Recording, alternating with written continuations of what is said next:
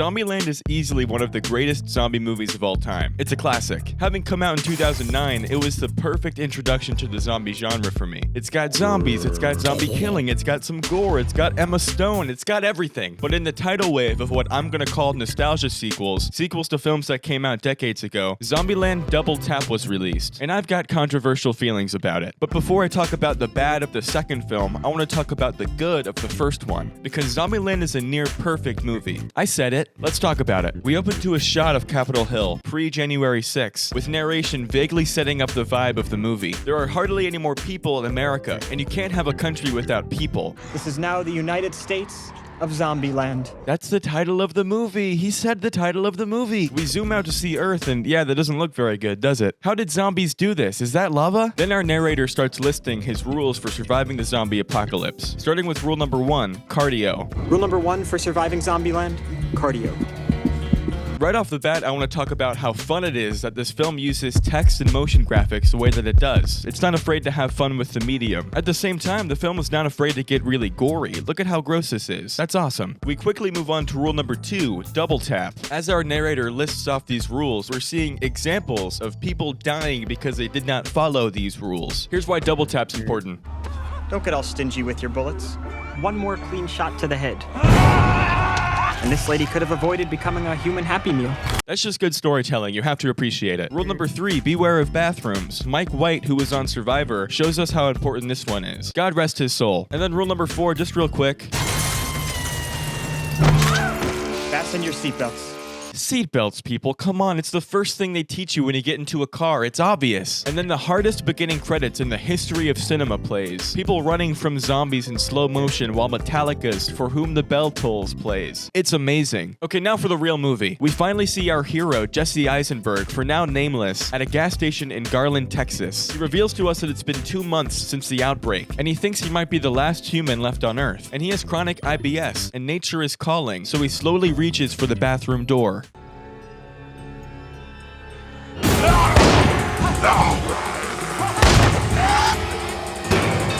That was a fun little detail. This movie's awesome. Cardio, people. It's literally rule number 1. He's got this. He runs in a few circles and eventually makes it back into his car, escaping the zombies. Then there's a nice, calm driving scene. It's lovely. Watch. Okay, I lied to you. To scare you. And I hope it worked. He fends the zombie off while driving before crashing into a building, sending the zombie flying. Rule number 4, people, seatbelts. How many times do I have to tell you? The zombie is not dead, so our hero loads his gun and shoots him. Not just once, though. You already know he's got to get that double tap in. You've been listening. In the first scene with our main character, he demonstrates the importance of the 4 rules he laid out for us before. And that's just really cool. That's like a full circle storytelling moment we get right away. I adore that. We cut to some amount of time in the future. He's on foot, narrating and giving us some exposition into who he is and where he's headed. He was at college in Austin, Texas, and is headed towards Columbus, Ohio to see if his parents are still alive. He's always been a loner, but now that the apocalypse is here, he misses people. Right when he tells us this, a car pulls up. And zombies can't legally drive, so it must be a human. But we know our main character is a cautious one, so he takes cover. It could be anybody.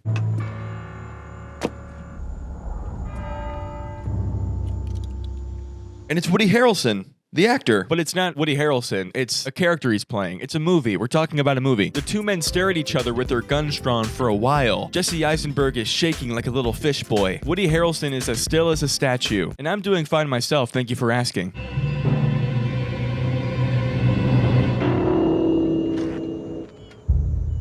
Not only do I love how no words were said during that sequence, but the way he takes his thumb off the gun and looks at it, that's the performance of a lifetime. Jesse gets in the car and immediately looks in the back seat. This is one of his newest rules. We just saw him almost get killed by that zombie in his back seat. It's genius. This guy's gonna be the CEO of a Fortune 500 company one day. Mark my words. They finally introduce themselves to each other, but not with names, but their destinations. Jesse Eisenberg is headed to Columbus. Woody Harrelson is headed to Tallahassee. These are now their character names, so you get used to it. Columbus suggests that they travel together since they're both headed east. Tallahassee, although sensing him to be a bit of a bitch, agrees to take him as far as Texarkana. And that's a win for Columbus. It's road trip time. So now we know Tallahassee's whole thing. He's a tough country guy who takes shit from nobody. But he does have one big weakness. It's a goddamn hostess truck.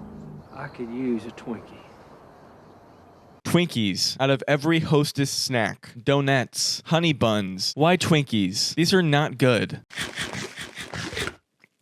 It's not good. It's really not good. I thought it would kind of be good, but it's not. They climb down and open the truck to find that it's filled with snowballs, which I couldn't find. I wanted those too. They're coconut based, and I think I'd like them better. I couldn't find them anywhere. Tallahassee is mad as hell about these snowballs. He was really holding out for some Twinkies. Snowballs?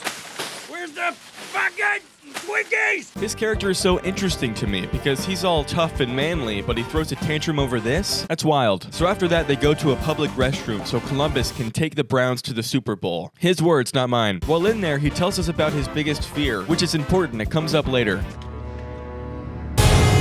Fucking clowns. This is like a nitpicky thing. The way the clown silently turns into smoke is so weird and out of place. Why is it so quiet? We cut to a flashback of Columbus pre-outbreak. He's a lonely gamer guy, and I've been there. He's minding his business when he hears a woman banging at his door calling for help.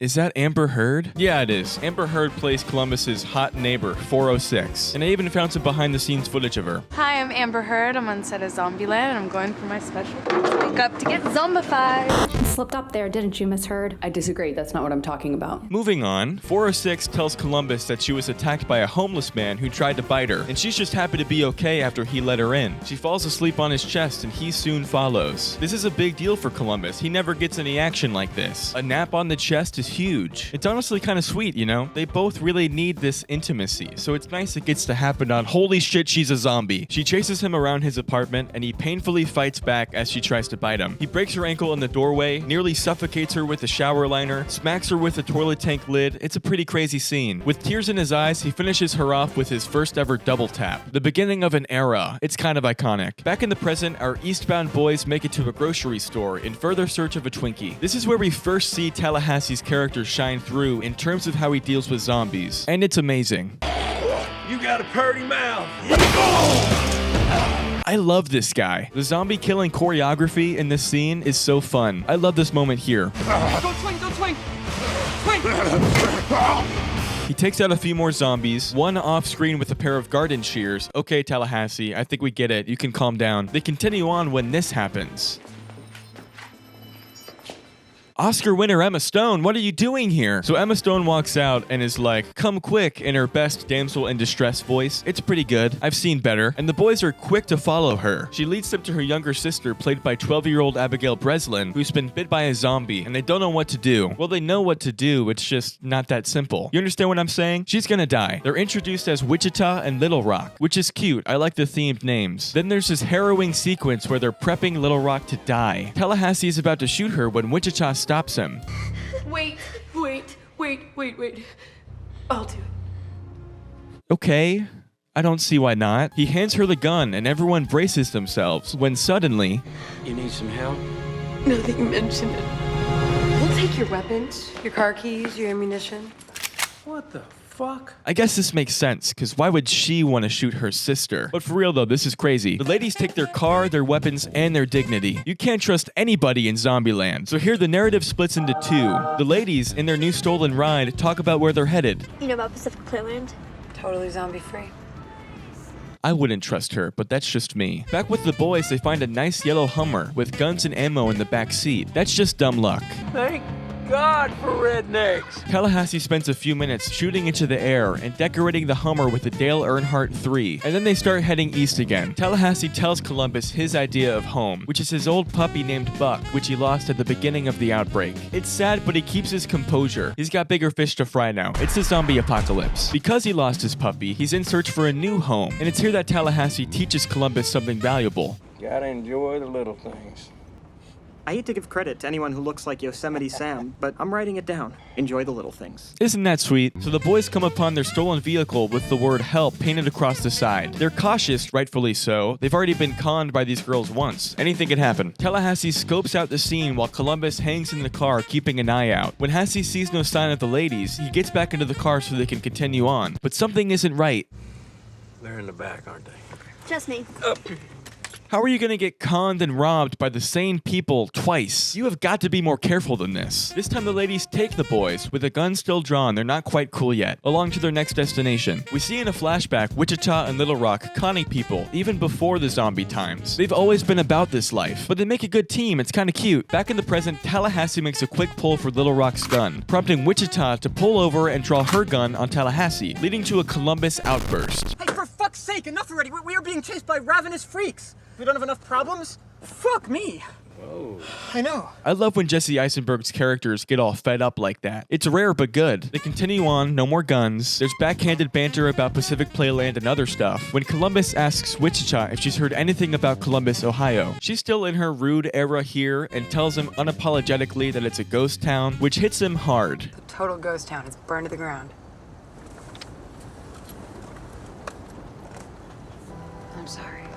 I didn't realize it was... That's the first real empathy we see from her character. She's not just a one-dimensional rude opposite of our hero. She's a person, which is nice to see. They decide to stick together for now, and Columbus realizes that wherever this girl is, he wants to be too, which is probably the sweetest thing I've ever heard in my entire life. I just want to rip my eyeballs out, that's so sweet. They pull up to a Native American trading post because Tallahassee is feeling cooped up, and you'll see what I mean in a second. They all explore the inside of the trading post, trying on hats and putting on perfume, when Tallahassee realizes Columbus is into Wichita, and he's not very nice about it. Oh, my God.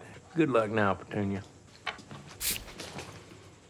Let me begin my three-part apology by saying that I think you're a wonderful human. The dialogue in this movie is golden. Each character says things exactly how they should. It's incredible. Then the crew spends the rest of their time there destroying stuff, shattering glass, toppling shelves, playing baseball, all that jazz. They all feel better after letting their anger out, which is nice. I wish I could do that, but I don't think I've unlocked all of my free will yet. I'm working on it though. I'll keep you posted. After a long night of driving, they finally make it to California, which is where Pacific Playland is. Tallahassee's at the wheel, and he takes them to his idol Bill Murray's house. If you've seen the movie before, you know what's about to happen. This gets crazy, so the gang splits up and hangs out in this giant mansion. Columbus shows Little Rock Ghostbusters in the home theater. Tallahassee and Wichita dance and play golf. Bill Murray's a zombie. Bill Murray's a zombie.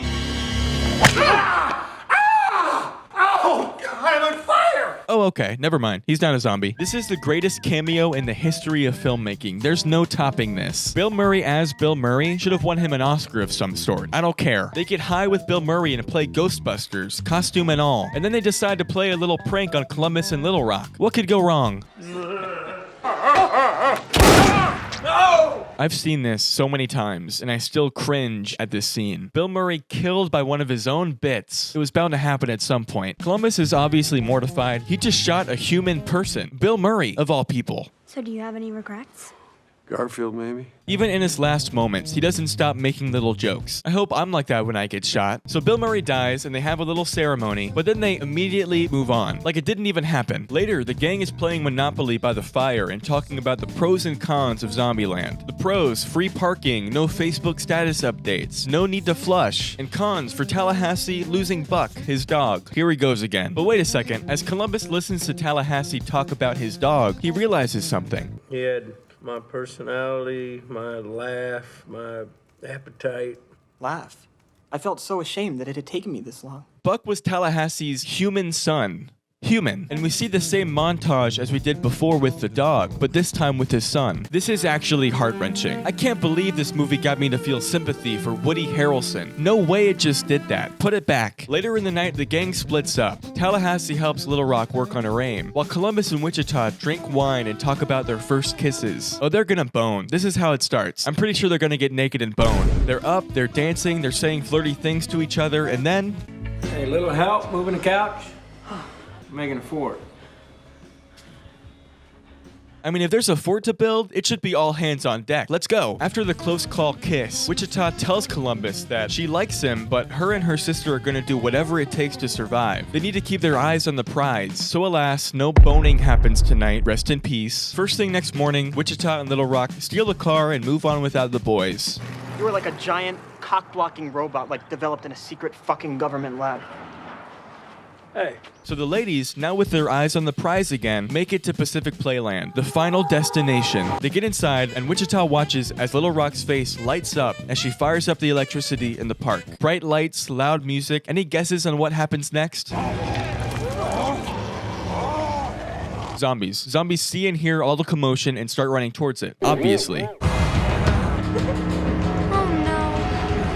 What do you mean, oh no? You thought they wouldn't come? Meanwhile, back at Bill Murray's, Columbus sets out to catch up to Wichita and win her back. He heroically steps onto a motorcycle and begins his trek to Pacific Playland.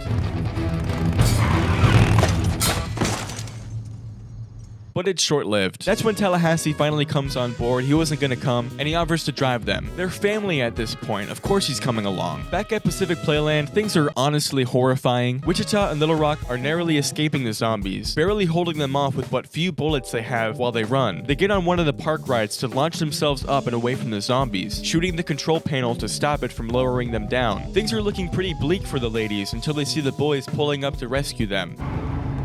We better start working on our apology.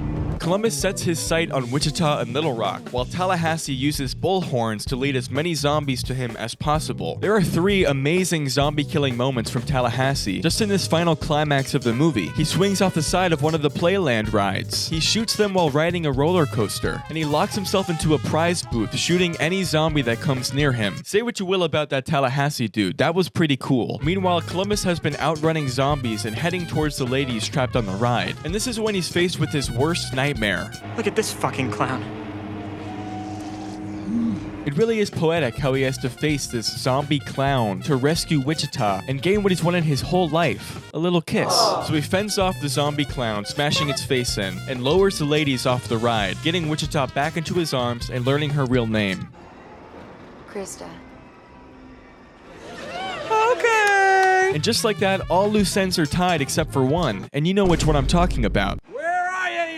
Spongy yellow delicious bastards, where are ya? That goddamn Twinkie. Tallahassee and Columbus are searching the concession stand for Twinkies when Columbus suddenly shoots at the sound of rats. And oh my god, he shot the Twinkies. Out of everything he could have shot. Not the snowballs? Why didn't you shoot the snowballs? He shot the entire box, ruining all of them. They're covered in gunpowder, or whatever happens when he gets shot. How could you do this, Columbus? That was everything to this man. And to top this all off, the ladies are taking the car again and leaving. Oh, never mind. They're messing around. It's too soon, you guys. Not funny. And Little Rock throws Tallahassee a Twinkie. How sweet is that? Look how happy he is. I'm trying to see if I have the same kind of Twinkie as him, because mine didn't taste that good. It's here that Columbus, narrating to us again, realizes that this is the closest thing he's ever come to a real family. They trust him, he trusts them, and that's all family really is. And in Zombieland, that's all you can really ask for. And then boom, end credits. That's the movie. What a perfect film that was. Some quick fun facts about the movie, real quick. The amusement park bits were shot first for scheduling reasons, so the actors got to know their characters and each other during 3 weeks of night shoots. And night shoots are not for the weak. It's not good for a fella like me, a fragile little fella who needs to sleep. Also, the grocery store from the first act, that was originally a vacant building, but the production designer and his team filled it with fake groceries, which is awesome. Inside the fake freezers, you'll notice that there are not actual products, but pictures of products. That really is the magic of filmmaking. I love it so much. Zombieland came out October 2nd, 2009. Zombieland 2 came out 10 years and 16 days later on October 18th, 2019. And we did not need that to happen. The first movie was an open and shut case. Columbus got the girl, Tallahassee got the Twinkie, Bill Murray died. It was perfect. But corporate America had to come in and shove its bulbous little head in, didn't it? They're cashing in hard on nostalgia, and I'm guilty for helping. I watched it on Hulu. You know I've got that premium plan. Let's talk about it. Zombieland 2 double tap. Just right off the bat, it's all too meta for my liking. Watch this. Back for seconds after all this time. Well, what can I say but thank you. I don't like it. It's weird. The voiceover narration was a tool used to tell the story in the first movie, but now it feels like he knows he's in a movie. I'm not a fan of that, but let's keep going. This movie takes place 10 years after the first movie, so the real life time has actually passed. In those 10 years, the zombies have evolved, and there are different types to worry about now, and we'll learn about these types right now. We join a random woman dealing with the easiest type of zombie called a homer. Stupid and easy to deal with. We all know a homer, and if you don't, it's you. I'm sorry, but it's you. The next type of zombie is called a Hawking, smarter than what we're used to seeing. She takes the eyeball out of this man's face to scan it into the locked lab room. Even I wouldn't have thought of that. The last type of zombie is known as a ninja. Can you guess why? The ninja. Silent, deadly, Do you get it? Now, I actually really like how they introduce us to these types of zombies. It sets us up to expect more out of this movie. They confirm to us that in the last 10 years, the stakes have grown and there's more to worry about. And by doing that, we're more on our toes about what kind of zombie we'll encounter this movie. It's exciting. There's a bit of fan service showing our core four together in a slow motion shot, revealing the gang. It's a cool way to get people excited about the movie, followed fittingly by a 2-minute long slow motion zombie montage like in the first movie. It's a cool callback. The gang has taken over the White House and now call it home. Wichita and Columbus are still going strong. Tallahassee is satisfied with his quiet zombie killing life. But Little Rock, now 22 years old, is antsy to find a man and start a family. A family, Little Rock? Not exactly family starting weather, wouldn't you agree? Where have you been the past 10 years? Read the room. Later, the gang is having a Christmas moment, and Tallahassee gifts Little Rock a gun. She clearly does not like it. She's tired of acting like things are normal in Zombieland. She wants something real with people her own age. It's Christmas. It's not fucking Christmas. It's November 17th.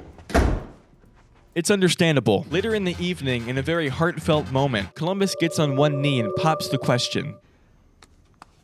I want you to be Miss Ohio, or I guess like Mrs. Ohio. This is so unfair. You know how I feel about this. Okay, maybe it wasn't a heartfelt, sweet moment. It doesn't go well at all. When Wichita doesn't know what to say, Columbus kind of arrogantly says, "Don't say anything. Everything's gonna work out the way it's supposed to." And then he goes to sleep. Where did this confident arrogance come from? My Columbus wouldn't behave like this. What happened to my mousy little freak? The next morning, the boys wake up to a note from the ladies. They left, and they stole Tallahassee's car, just like in the first movie. The ladies drive along, headed nowhere in particular, and they run into this guy.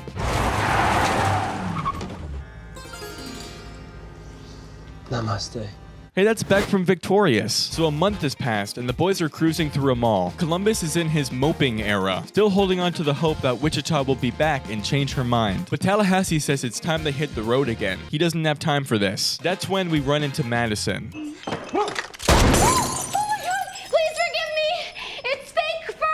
Oh my god, I'm so sorry. And she's kind of an idiot. She's been living in the freezer in the frozen yogurt shop in the mall, always near freezing to death. You might be wondering, why doesn't she just turn the freezer off? Couldn't find the switch. Just hoping the electricity would run out. I know, it's amazing. As long as it keeps raining, the dams keep giving us power. That was a sly way of explaining how Zombieland still has working lights and electricity. Kind of lazy Zombieland, I won't lie to you. But it was fun. It was fun. Columbus invites Madison to start staying with them at the White House, and she's being weirdly flirty with him, asking him about his rules. Double tap. Double tap? Yes. Double tap.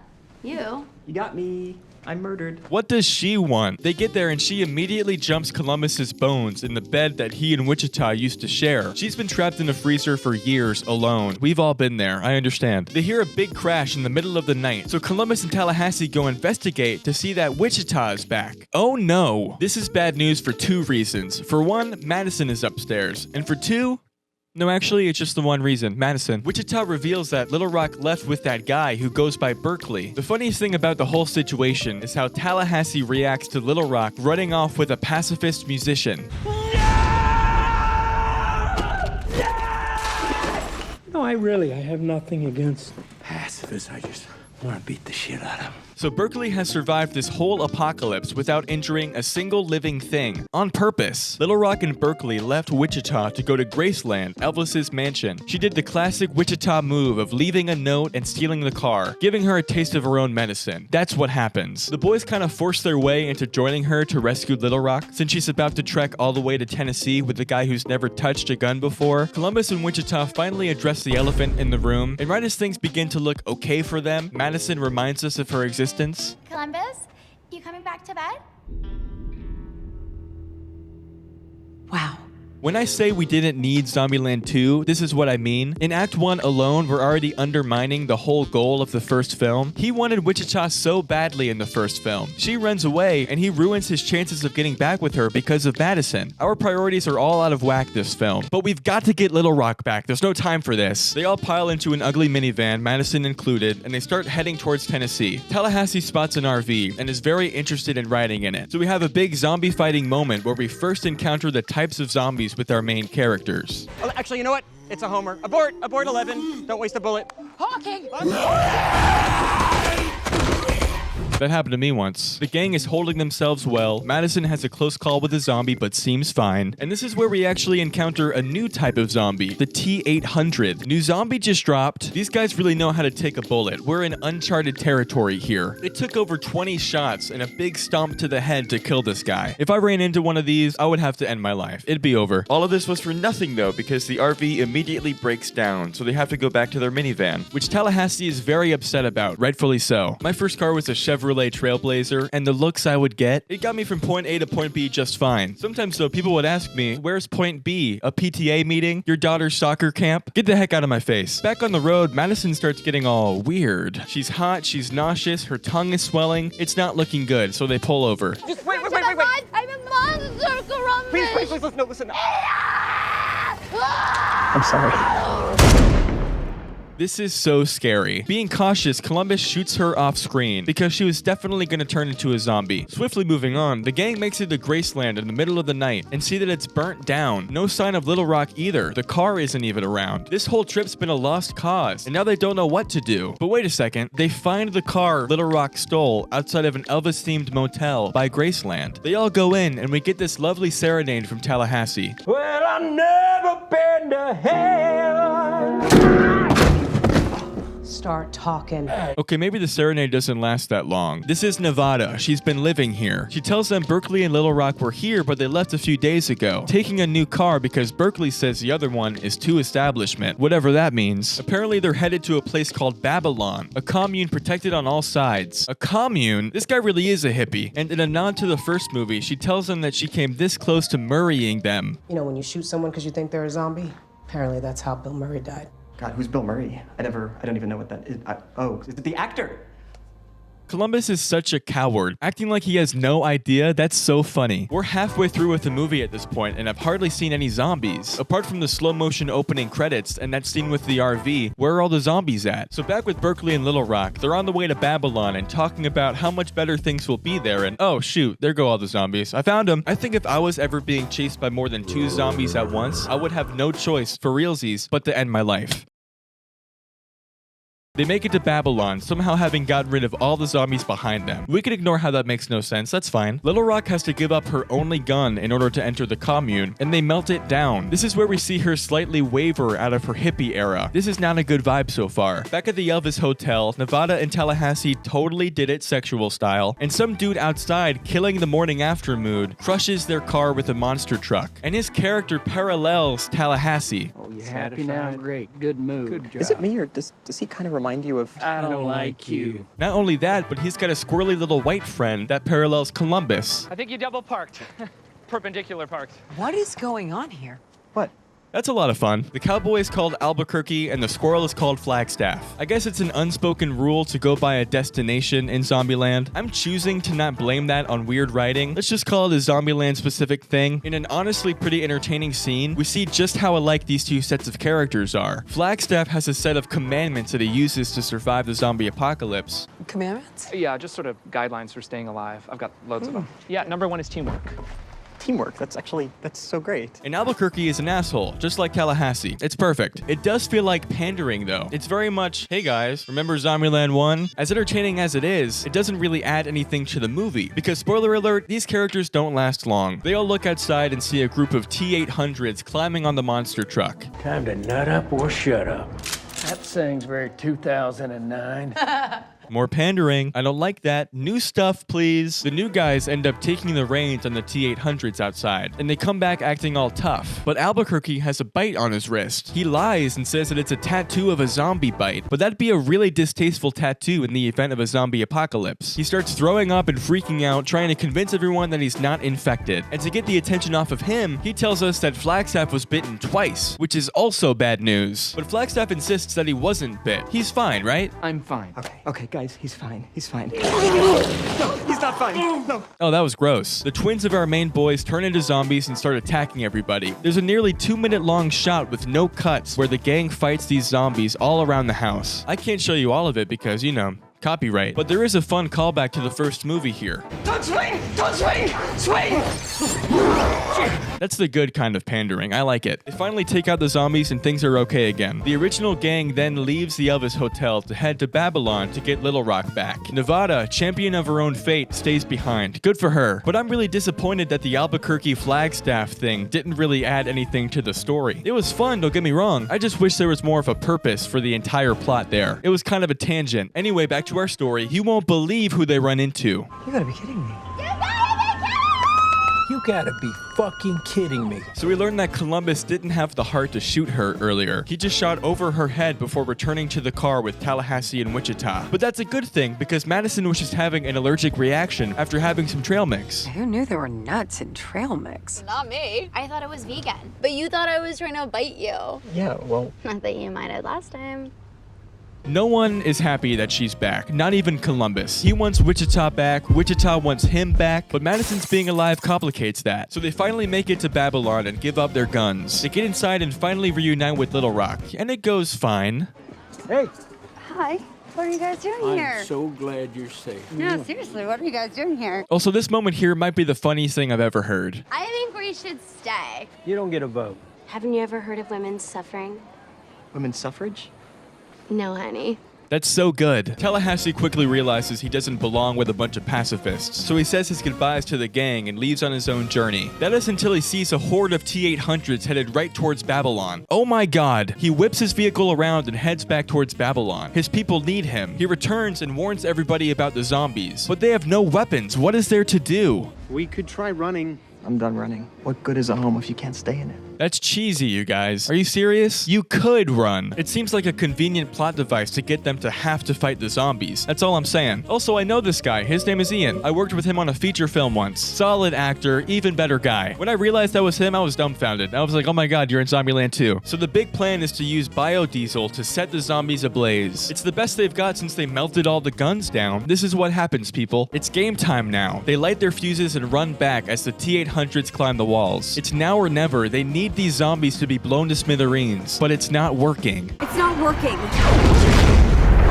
Oh no, wait, it worked. My bad, guys. Now they just have to take out the stragglers, and oh my god, that's a lot of stragglers. The explosion didn't do anything. This is horrible news. The gang is immediately surrounded by T-800s, and they do all they can to fend them off, but it's not looking good. The gang realizes that this is the end of the road for them, and they get into a big group hug. It's very sad. This is the darkest moment in either Zombieland movie. They're throwing in the towel, giving up their lives. This is intense. That's when the monster truck from earlier launches in and takes out a bunch of the zombies. It's Nevada back to rescue the gang. Talk about perfect timing. Okay, convenient. I see you. The gang gets into the monster truck and Nevada shows off her driving skills, taking out a lot of the T-800s, up until the monster truck suffers from a rollover. Now they're all on foot. In a final attempt to take out this horde of zombies, they all run up the stairs of Babylon Tower, leading the zombies up with them. What happens next earns Tallahassee Zombie Kill of the Year, maybe the century. Watch this.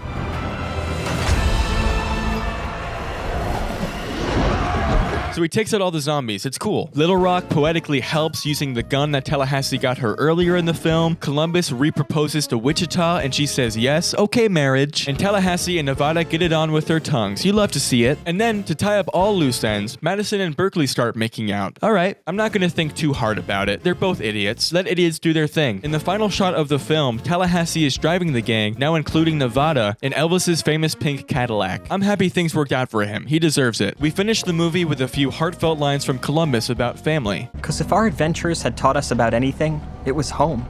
Because home isn't a place. It's the people you're with. Didn't we land here after the first movie, Columbus? Have you not learned anything new? Also, there's a fun little extra scene at the end showing Bill Murray the day of the outbreak. He's doing a press interview for a fake Garfield movie, and he playfully takes out a bunch of zombies, including Al Roker, which is fun. Huge fan, Mr. Roker. I hate Mondays. And that's the end of Zombieland Double Tap. What was the point of this movie? I don't think anything new was learned. Like, the types of zombies was cool, but did the characters learn anything? Little Rock made it out the other side without a man. That was her whole thing. Now, I don't want anyone to think I don't like this movie. I like it. I just don't think it was that necessary. Double Tap grossed $125 million in the box office, which actually surpassed the original Zombieland, which only grossed $102 million. So yeah, on paper the film did great, but I'm afraid we're gonna start facing diminishing returns if we just keep on recreating 10-year-old movies over and over again. Everything is gonna be a reference to a previous work, nothing's gonna be original. And then what will the box office response be? Will we, the viewers, even notice a difference? Zombieland Double Tap was a fun movie, but I wish I knew what its purpose was. And what gives a movie its purpose? What gives anything its purpose? The response? The creation to begin with? The inevitable existentialism we can so easily face as creators and customers snowballs so much quicker than it did 130 years ago when moving pictures were first invented. How have we found ourselves in a place of oversaturation in a medium that we didn't know anything about so little time ago? It's as if all of human creation eventually becomes a mirror pointed back at ourselves asking, why at all?